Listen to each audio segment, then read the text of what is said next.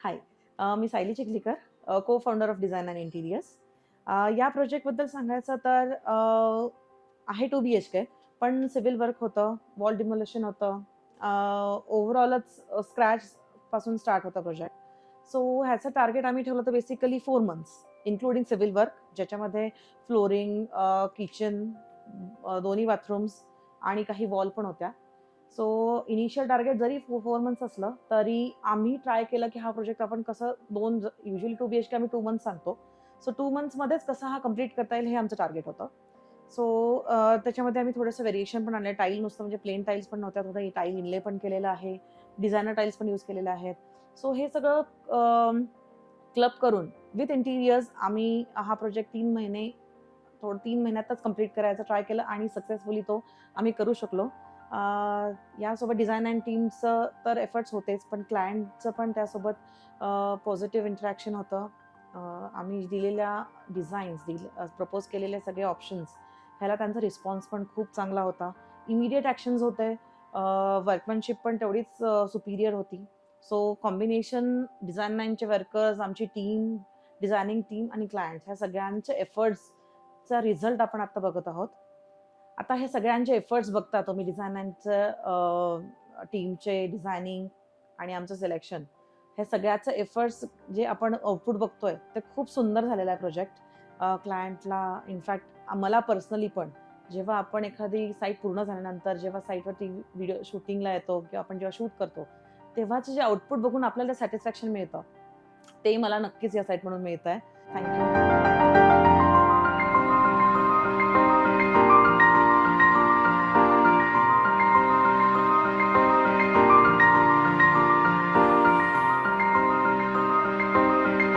Hello. माझं नाव पियुष देवळे. मी professionally स्वतः engineer planar आहे आणि माझं आर्किटेक्चरल आणि इंजिनिअरिंग कन्सल्टन्सी पण आहे. मी रुणाल्स मिरॅकल सोसायटीमध्ये माझा 2 BHKचा फ्लॅट आहे. तर मागच्या 1-2-3 महिन्यामध्ये मी विचार केला की त्याचा रिनोव्हेशन करावं म्हणून. तर रिनोव्हेशनसाठी मला थोडं सिव्हिल वर्कही त्याच्यामध्ये करायचं होतं आणि पूर्ण फ्लॅटचं इंटिरियर डिझाईनही करून घ्यायचं होतं. तर त्या केसमध्ये मी थोडंसं सर्चिंग केलं. तर मला काही म्हणजे Google's, YouTubeवर काही रिव्ह्यूज आणि हे मिळाले. तर त्याच्यातनं मला डिझाइन 9ची जी टीम आहे, तर त्यांनी केलेले मी काही प्रोजेक्ट्स बघितले. तर त्या अनुषंगानं मला वाटलं की त्यांच्याबरोबर जायला हरकत नाही आहे. तर मी डिझाइन 9च्या ऑफिसमध्ये जाऊन आलो. तिथं निनाद सर आणि सायली मॅडम या दोघांशी प्रिलिमिनरी मी चर्चा केली. त्यांना व्हिजिटला बोलवलं आणि मग हळू-हळू आम्ही सिव्हिल वर्क्समध्ये कसा प्लॅन करायचा किंवा नंतर मग इंटिरियरमध्ये कसा लेआउट प्रिपेअर करून काय-काय गोष्टी आपण त्याच्यामध्ये ॲडिशनली करू शकतो, याची चर्चा झाली. मग हळू साईट व्हिजिट्स सुरू झाल्या त्यांच्या. लेआउट्स फायनल झाले. हॉल्स, किचन, बेडरूम, बाथरूम याचे लेआउट्स फायनल झाले आणि स्पेस कशी युटिलाइज करायची, हा पण त्यांनी चांगला गाईडन्स दिला.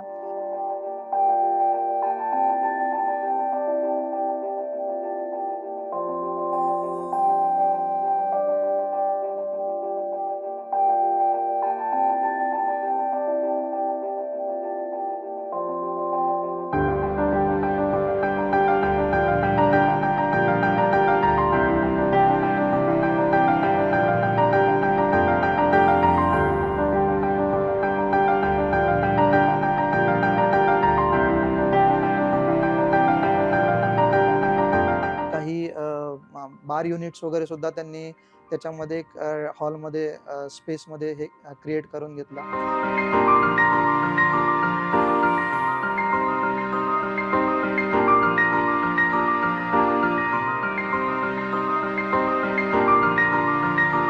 एंट्रन्सचा डोअर सुद्धा बाहेरून आणि इंटरनली सुद्धा कशी 3D मध्ये त्यांनी डिझाइन सुचवली, त्या पद्धतीनं आपण ते केलं.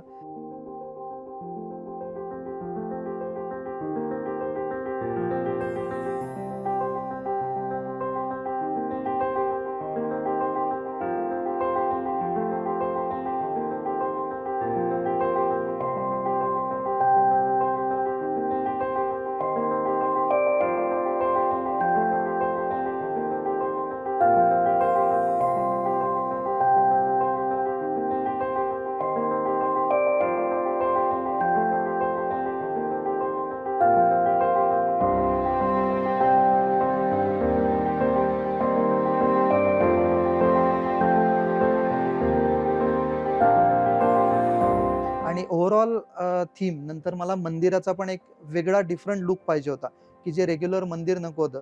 तर ते पण त्यांनी सजेस्ट करून बऱ्यापैकी वेगळ्या पद्धतीचं मंदिर त्यांनी मला बनवून दिलं.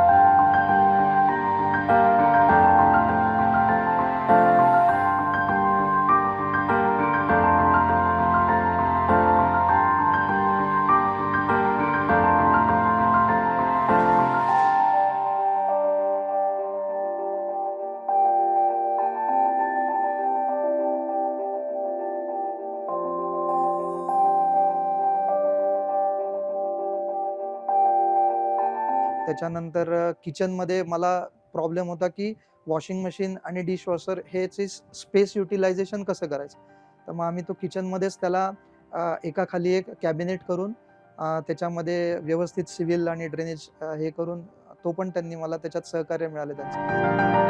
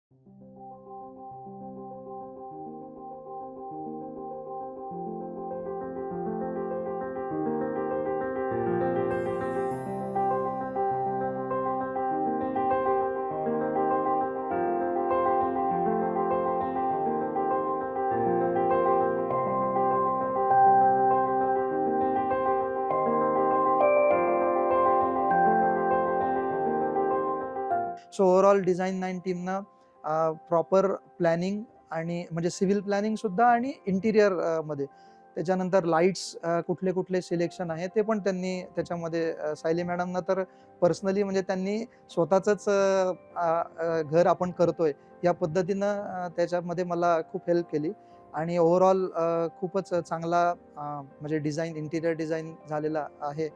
तर त्याबद्दल मी डिझाइन 9च्या पूर्ण टीमला खूप खूप थँक्यू देतो आणि तुम्ही सुद्धा जरूर त्यांच्या डिझाइन 9 टीमचे जे काही गुगल्स किंवा यूट्यूबवर काही त्यांच्या सर्च करून त्यांचे तुम्ही रिव्ह्यूज बघितले तर त्याच्यामध्ये बरेचसे तुम्हाला त्यांनी काय काय आत्तापर्यंत डिझाईन्स केले आहेत तर हे तुम्हाला मिळतील. So once again thanks to design 19. Thank you.